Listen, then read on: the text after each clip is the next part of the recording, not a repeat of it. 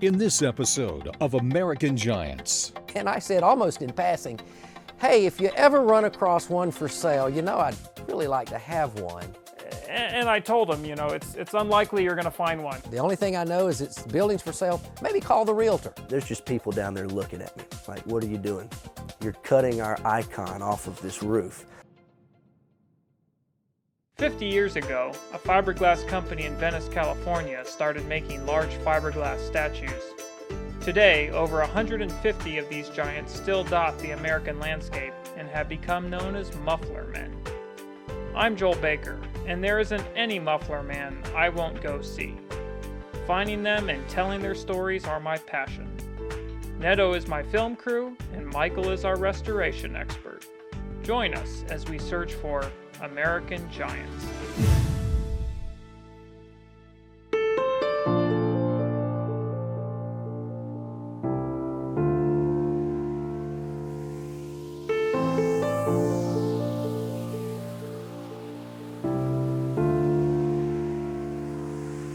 Well, I'm Russ Lowe, and I am here in my hobby store that I own with my son Brandon. We started this about 10 years ago, 2006. The story of our interest in Muffler Man goes all the way back to early 1960s. I was in grade school, and right across from McDonald's, there was this giant holding a tire. It was at the tire store there, and I passed him every time we would go. And I always remembered him, and for years I didn't see any more. Living in South Georgia, there weren't any. That's where I lived most of my life. But I always remembered him. And sometime, maybe 8 or 10 years ago, I started getting a little bit of an interest. Then I ran across American Giants, started looking at some things, and we started talking about it. I said, boy, it'd be cool to have one. Oh, well, hey, let's build a model. We sell models, we make models. I'm a model train guy. You know, a little diorama with a gas station and a Muffler Man in front, that'd be awesome. A lot of people that build models, myself included, you can make a little diorama, make a miniature scene of whatever. There is a model kit of an old Texaco gas station. And I thought, if you built that gas station, put some cars and some little figures in there, and then had a Muffler Man to scale sit next to it, I thought it would be the coolest thing.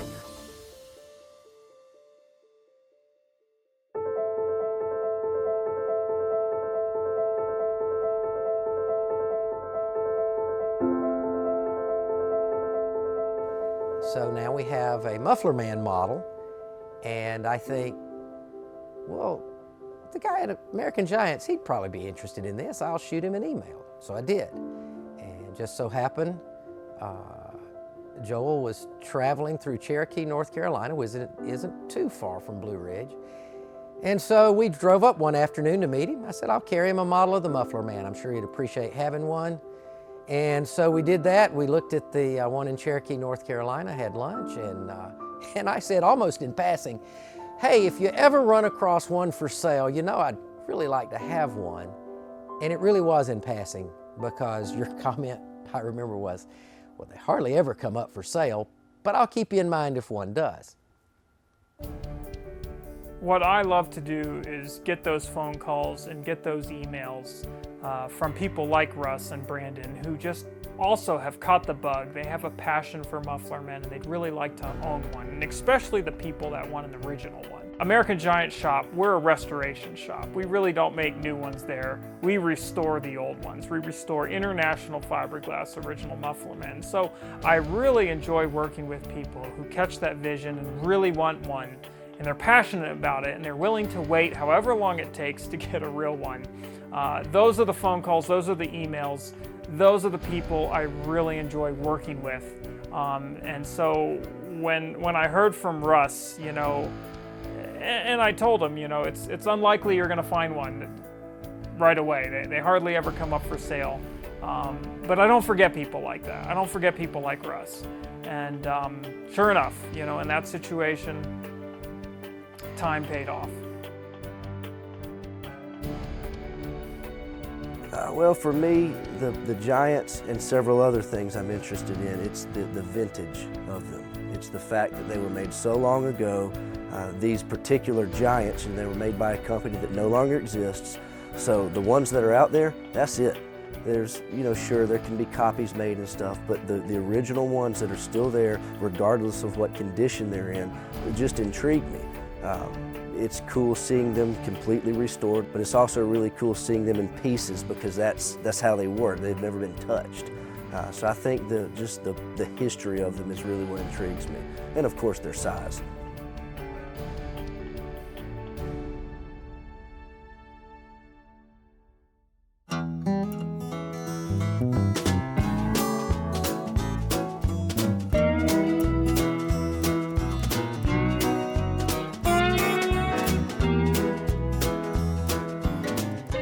Brandon talked about, an original versus a remake, and that's really an interesting thing because that really wasn't an option. When I started doing these videos, it's like if you wanted a Muffler Man, you had to find an original, And a few years ago, we started working with Mark Klein. We had the Canada guy we pulled out of Canada. That was a complete mess. When he was done recreating that and restoring that, before it went up to Wisconsin, before we sold it, we made molds of it. And really the idea behind the molds wasn't to mass produce Muffler Men, but it was to provide a few Muffler Men for people that couldn't find originals. And also it was great for us to be able to work with Mark on spare parts and things like that. And so that's why we did that. So that, and also the Indian Chief that was in Asheville at Harry's on the Hill, that was another one that went to Mark for restoration, and again molds were made, so spare parts can be made. And that really changed everything a little bit, because now when people contact me and they want a Muffler Man, what we do is restoration. That's my passion is restoration and bringing the old ones back to life. But you really do have an option now. You can go new or you can go old, and it's really interesting the amount of people that will spend the extra money to get an original restored rather than a remake, because it's all about the history and it's all about what Brandon and Russ wanted, and that's the nostalgia that's involved with these giants. I find that probably about 80% of the people I talk to that contact us, they want an original. They want the story, they want the history, they want to know that it was made at International Fiberglass in the 60s, and it went down this long list of owners and this traveled road of who knows where these Muffler Men went. But it's amazing how some of them are well traveled in all the different businesses they've advertised for. And it's really been interesting to watch how it's really the originals that are still the most popular. One day Joel calls me on the phone or sends me an email, I don't even remember which, and he says, you were looking for a Muffler Man. I might have an idea for you. He called me about the one in Chicago on Sed's Mufflers, and the information I got at the time was, well, Sed's has closed down or moved, the building is for sale, the Muffler Man is in pieces, the head is gone, but that's what we have. Well, as a boat builder in my previous life, I had a lot of contacts with people that could do it, including my cousin is great with fiberglass. And so I told him what we had, and I said, can you restore this guy? And I sent him the pictures. He replied, hey, it's fiberglass, I can probably do anything. And I knew that was true, and I said, well, can you make another head? And we figured out that we could probably borrow a head and make a new one from Joel and American Giants if they would be inclined to let us borrow one. Mr. Bendo, from what I know, which is very limited, it's been one of the harder things to research, was a version of Muffler Man that was made for muffler shops to advertise the fact that they could bend a muffler type to custom fit any car. From what I know, the Giant there was probably over a dozen Mr. Bendos sold. They were specifically called Mr. Bendo, and they wore, almost always they wore white pants, a red shirt. It was a bunion version kind of with a head, but they did not have a knit cap. Also, the arm position was different. The arm was either straight down at its side with the other arm up holding the iron bar, or one arm was a standard Muffler Man position arm to hold something like a wrench or a tire, while the other end was up in the air holding the bar. It was a very similar model to the American Indian. Today, there's just a handful that survive, and that is the version that was on Ced's Muffler in Chicago. When you called us and told us about this, of course, the first thing we did was look it up, and you know, there's nothing but legs there. And of course, we looked at your old video of you visiting it before. We found pictures of when it was complete, and of course, it was going to have to be put back together. Ced's Muffler Shop was closed down, so we had to figure out how to get in touch with him. I remember Joel saying, I don't know how to get in touch with him. The only thing I know is the building's for sale. Maybe call the realtor. So I did. It's amazing what you can find on the internet. I called the realtor. He said, well, I'll check with the owner. So some time goes by. He calls me back. He says the owner might sell. He really wants to see it restored. You know, there's no head. And I said, well, see if he will sell it headless. I will buy it as is. And believe it or not, he said he would sell it. So we had a trip to Chicago. We were going to come by and rent a truck, get all the tools, get everything ready. We're going to drive a truck. We're going to go get it. Everything was all planned out. When the storm came through and blew him apart, the head, I don't know if it rolled off of the building or it was on the whatever, but it went missing. Somebody had obviously stolen it. For, you know, a couple of years. He tried to find it. You know, had no luck at all. Put out a cash reward, just couldn't find it. And so he was interested in selling it because he couldn't put it back together. He had him on the shop originally, you know, from the 60s. So it was an icon, so to speak, in the neighborhood there. All right, so the head, the missing head. All along I wanted the original. And then one day I get an email from Joel. He says, look at this picture. And there's a picture at a party or a concert in a little music venue very near to Ced's, like next door to Ced's. And there is a guy wearing the Muffler Man head. I mean, it's bigger than his whole body, but he's wearing it. The Muffler Man has been painted to look like some kind of pirate looking, I'm not even sure what it was. But a Muffler Man head on the same block as the missing head, gotta be the one. You know, it's interesting, after this whole thing unfolded with Russ and Brandon and their interest in getting the Mr. Bendo, I went back and I looked at my timeline. There was one of the episodes we did for American Giants where we went to Ced's. The legs were still on the roof. We put a GoPro camera up to look on the roof. We didn't know it at the time, but the head was up there at that point in time. And I think it was later that I went back and I looked at when pictures of this head were showing up on Instagram, which is really how I found out that the head was still in existence. Is a hashtag of Muffler Man on Instagram showed this head. I think the earliest picture I found of that head was like 3 weeks or 2 or 3 weeks after we had been in Chicago and had put the GoPro on the roof and spotted the head up there, even though we didn't realize it at the time. And so, you know, we had just shortly after we were there is when that head disappeared off the roof. So I started doing some research and found the name of the music venue, found the guy who owned it, found out where he worked. Be careful what you post on the internet. It can come back to haunt you.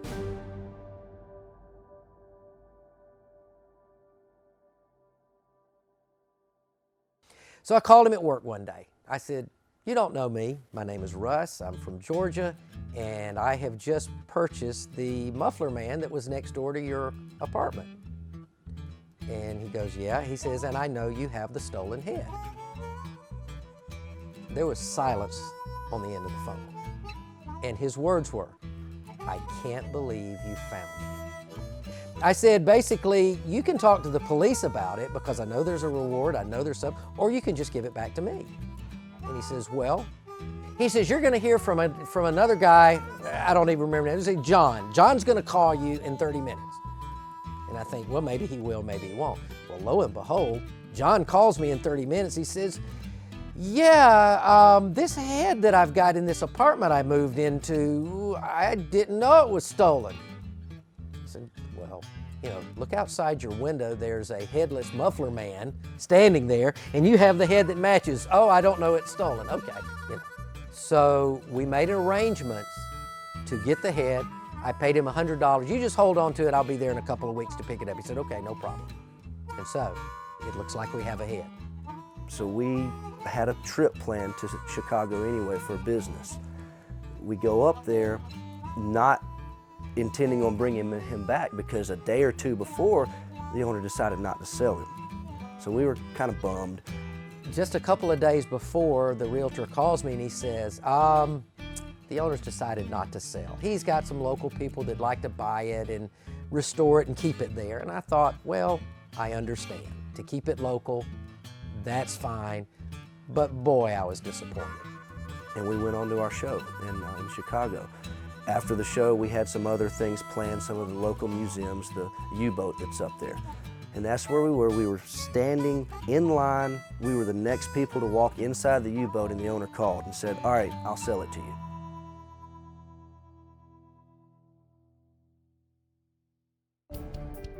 And I'm thinking, great, what do I do now? We had no money.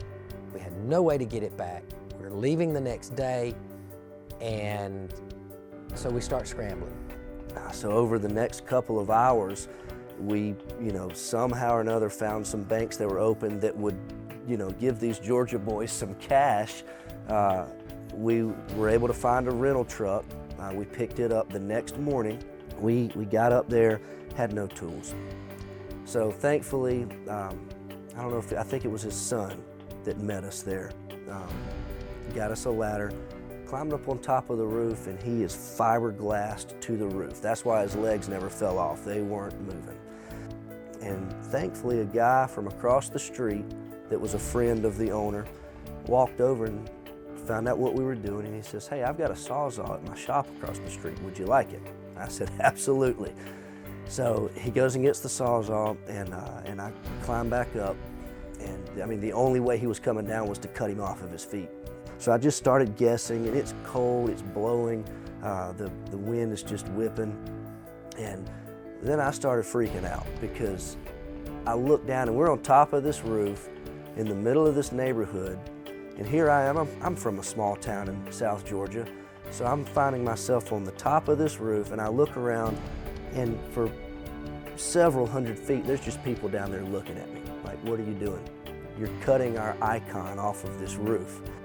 Well, as soon as I get one foot cut off and I start cutting into the second foot, he starts to sway. The wind's blowing him around.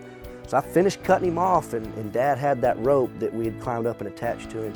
And thankfully, I had about 2 or 3 inches left. And he just pulled him down. Nothing to it. So easy. I don't know why I was so worried about it. Handed him off the roof down to my brother. We loaded it on top of the van, then got off the roof, pulled him off the van, or the truck rather, put him in the truck. The upper torso and his 2 arms were inside.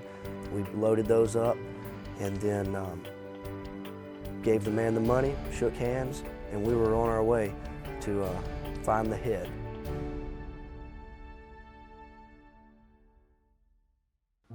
We said goodbye to Said's son, and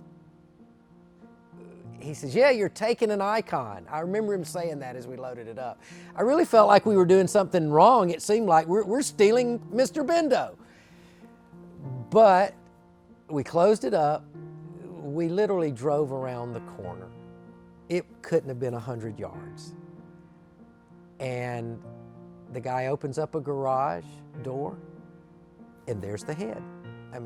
It was right there. It had been there for 4 years, and no one knew it.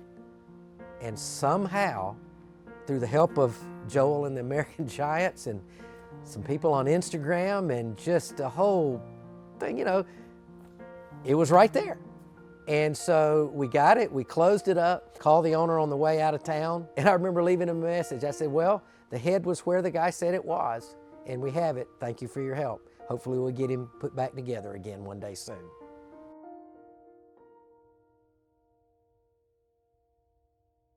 it was really great to go down to Free Time Hobbies after they had got Mr. Bendo. I probably was on a trip going through there and stopped in to talk to them and look at him, and they had him in their shop in the back, I remember, and so typical. You know, we've seen so many giants after they've come down and before any restoration starts, and it's really mind-blowing how much work is needed on these giants. I don't think everyone really gets that, you know, and that's why probably some people, when they get them, they just put them up as is without restoring them, or they just slap paint over it and put it up, because it is a lot of work. It's a ton of work to patch all the holes and fix all the cracks and sand it all down and fix all the pinholes. And you know, I think what we do is really we go all out. You know, it's just kind of been our thing from the beginning. If we're going to restore these guys, we just put 100% into it.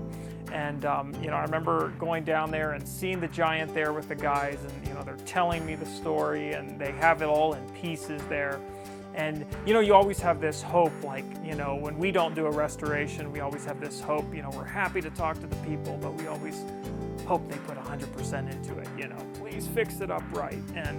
And these guys, you know, knocked it out of the park. They didn't do the restoration themselves, but they found somebody that could do it, and that's just as important. And you know, in this case, Russ's cousin did all the restoration work, and he did a fabulous job. So we get him back to Georgia. We take him to my cousin who does fiberglass repair. We took him in pieces, and sure enough, he was able to do it. He had to rebuild the feet because, as Brandon said, it was just so much fiberglass over it. He just couldn't, you know, he just had to rebuild them from scratch. Just the soles of his shoes are new.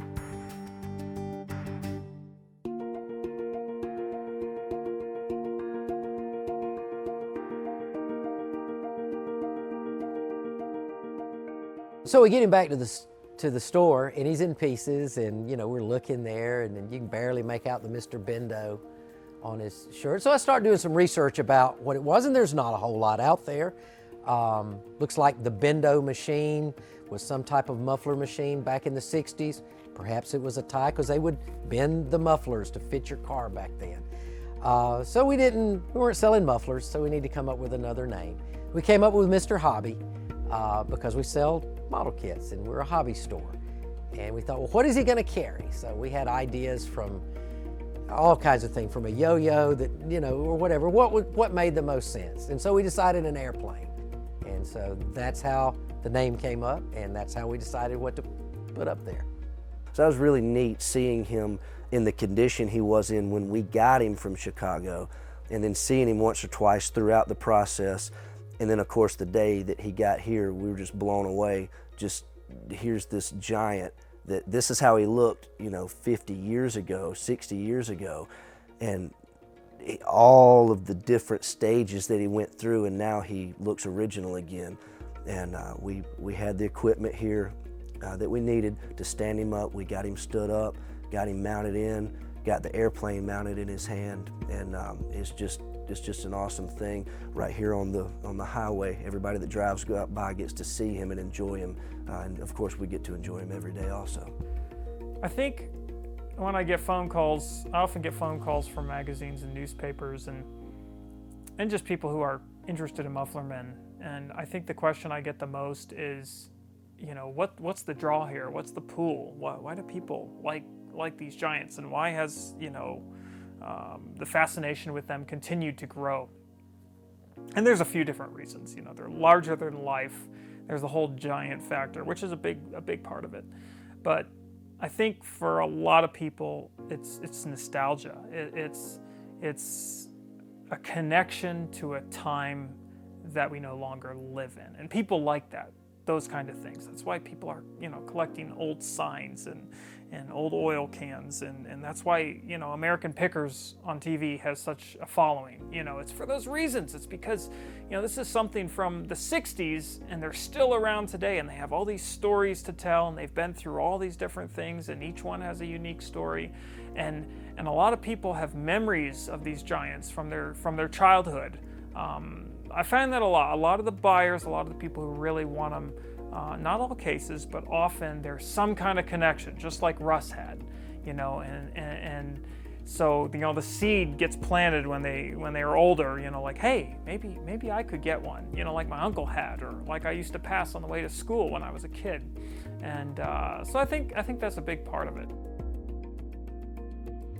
Well, I've come to realize that the older you get, the more things you have to remember. And a lot of us, we remember things from our childhood.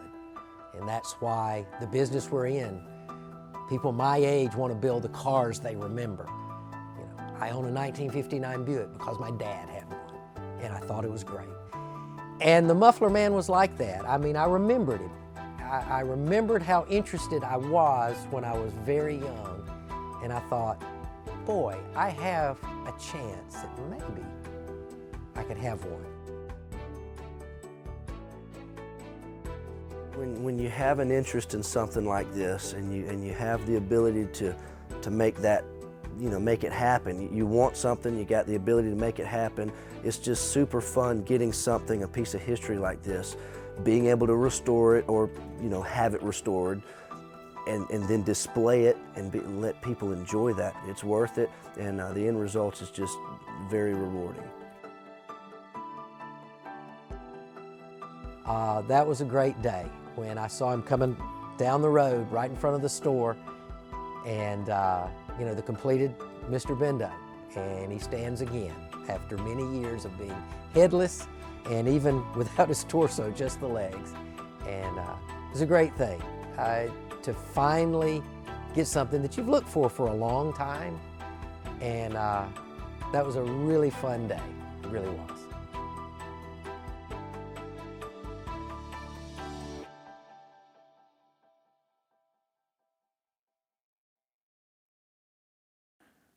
With Muffler Men, nothing ever stays the same. If only these giants could talk and they could tell us everything that they've seen. You know, their world is always changing. They've seen so much change. And Mr. Hobby is no different. You know, he saw all that change. He was in Chicago for so many years, then he came off the roof and he completely got restored. And he goes to Georgia, and then he's holding an airplane in front of a hobby store. And yet, it's not over for him, you know? Things have already changed since I've been down there and I've recorded the interview with Russ and Brandon, and they told their whole story. You know, since that took place, which wasn't too long ago, a little longer than it should have been, but since that happened, they've sold the business. It's now going to be, I think, a dental office. And the story Russ told me, the new owners were very curious with this big giant out front and asked him where it came from and what the history behind it was and what it was called. And when it came time to negotiate the sale of the building, you know, the new owners were like, well, we want the giant too. And Russ is like, absolutely not. You know, that's like a special story in our family now. I'm not going to sell the giant with the building. And, you know, the new owners begged and negotiated and pleaded, and what do you know, after all that, finally Russ relinquished, and the giant will stay with the building. So now when you drive by that building, instead of the airplane, which has reportedly come out of the hands at least 10 times since they've put it up, will now be a toothbrush. I guess he's going to hold a giant toothbrush. So, perfect example. Nothing ever stays the same. These giants have seen so many changes and held so many different things and represented so many different businesses. It's just kind of a part of the lore and the pool behind Muffler Men.